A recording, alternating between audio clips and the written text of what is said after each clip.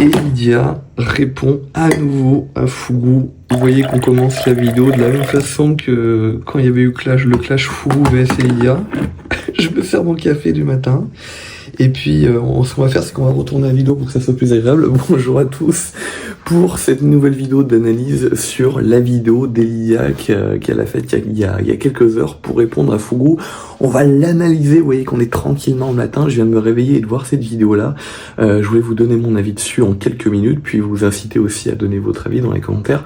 Vous allez voir qu'on va dire des choses qui sont pas dites la plupart du temps sur les vidéos, et on va vraiment analyser ça dans le fond. Mais avant de commencer la vidéo, je vous incite vraiment, je parle pas très fort parce qu'il y a le voisin en dessus avec son petit garçon de 4 ans qui dort très certainement. Il est, vous voyez, à peu près 6h du matin, je veux pas le réveiller. Donc je pense que vous entendrez, je mettrai la vidéo un peu plus fort. N'hésitez pas à liker la vidéo et à vous abonner, c'est extrêmement important. On va bientôt passer les 400 abonnés. C'est incroyable, j'imagine 300 et quelques personnes, 370 personnes devant moi, c'est énorme. Merci à tous ceux qui le font et puis on commence tout de suite la vidéo. Alors voilà, Elydia a fait une vidéo il y a quelques heures pour répondre à Fougou. Je vous l'avais dit dans la vidéo où Fougou répondait à Elydia après les accusations qu'il avait eues sur sa tête, que certainement ça allait être un clash qui allait durer, un truc un peu comme les trucs de gamin en fait où ça se répond. Le truc qui frappe tout de suite, c'est que son public de manière générale, je pense pouvoir parler pour à peu près tout le monde, parce que je m'inclus dedans, ou même les journalistes comme moi qui analysons les vidéos, les gens de la presse écrite ou mainstream, ce qui nous intéresse profondément, c'est pas la vérité d'Elydia, c'est pas la vérité de Fougou, c'est la vérité. Donc quand on commence une vidéo, quand on commence sa vidéo avec écrit en titre, en grosses lettres capitales, ma vérité, c'est vrai qu'on commence à douter parce que la vérité, elle peut changer en fonction de chaque personne, surtout quand il y a un avis qui est orienté, qui est donné à l'intérieur. Vous allez voir, on va y arriver. En commençant la vidéo, tout de suite, en fait, elle oriente ça vers quelque chose de... ce qu'elle va dire, en tout cas, les arguments qu'elle va donner, de très, très émotionnel. Et c'est le problème dans la vidéo qui a été relevé et que j'ai relevé, c'est qu'il n'y avait pas de réponse sur du factuel, comme ce qu'a fait Fougou en donnant par exemple les messages, en exposant tous les faits. Là, Elydia, en fait, elle a parlé de son ressenti. Mais le problème, c'est que son ressenti, je veux vraiment pas être méchant, hein, mais en fait, on s'en fout. On s'en fout complètement. Les gens, ce qu'ils attendaient, c'est de savoir qui c'est qui avait raison. Elle a accusé la première, ensuite il a répondu, il a montré qu'il y a une grande partie des choses qui n'étaient pas vraies, même si il avait quelque chose à se reprocher, quelques petites choses, mais il a montré qu'une immense partie n'était pas vraie. Bah là, ce qu'on attendait en ouvrant la vidéo Ma Vérité, juste s'il y avait le mot vérité dedans, ce qu'on attendait, c'est tout simplement à ce qu'elle démonte tous les arguments de Fougou factuellement.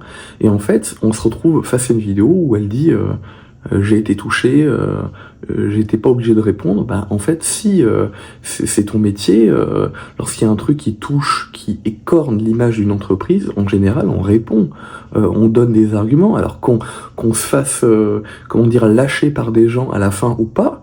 C'est les gens qui décident.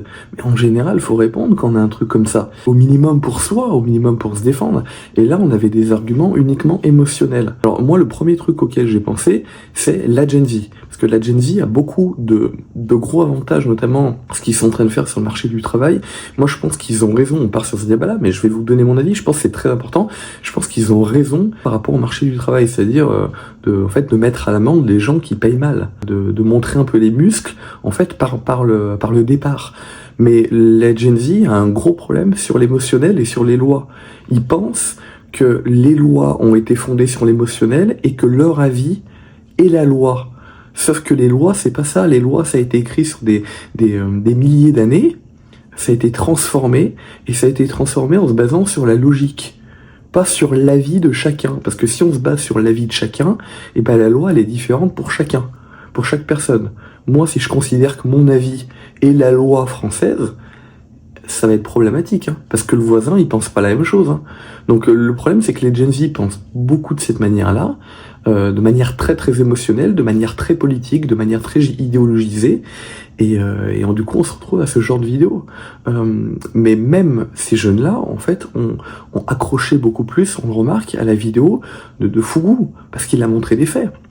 C'est ça le gros problème. On a parlé aussi sur la chaîne précédemment de Samuel Etienne qui avait collaboré avec les deux, il me semble, au moins avec Elydia, mais qui connaissait Fougou et qui avait tout de suite soutenu Elydia.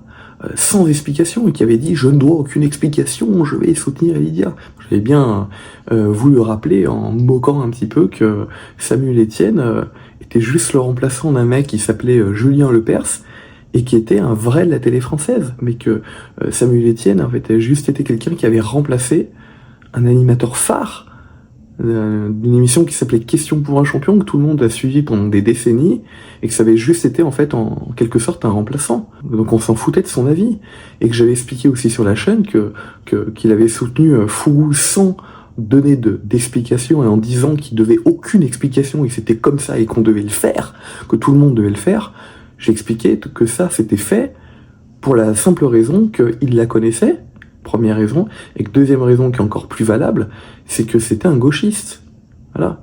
Et que du coup, comme Lydia était une femme, et ben automatiquement, il cherchait pas d'explication, que c'était la personne à défendre, et qui disait publiquement que c'était la seule chose à faire, que tout le monde devait la faire, mais en gros, et que c'était comme ça, quoi.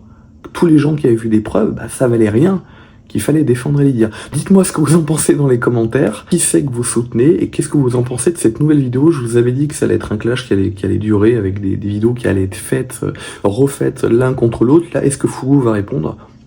On sait pas. Peut-être qu'il a donné toutes les preuves. En tout cas, ça m'a bien fait rire la petite lettre du cabinet d'avocats des Lydia là, qui expliquait qu'ils allaient faire taire la presse, qu'on pouvait pas parler, qu'aucun youtubeur info pouvait parler, pouvait s'exprimer sur le sujet, aucune chaîne d'info, aucune chaîne de médias pouvait donner son avis sur ce qui se passait, ou même relayer l'info de risque de poursuite. Ça m'a bien fait rire parce qu'en fait... il n'y a eu aucune poursuite, quoi. Donc, personne peut empêcher les gens de donner son avis, surtout quand c'est des affaires publiques. C'est eux qui choisissent que ce soit public. Et c'est public déjà par le fait qu'ils font un métier public. Donnez-moi votre avis dans les commentaires. N'hésitez pas à liker la vidéo, à la partager et à vous abonner. Merci beaucoup et à bientôt. Ciao.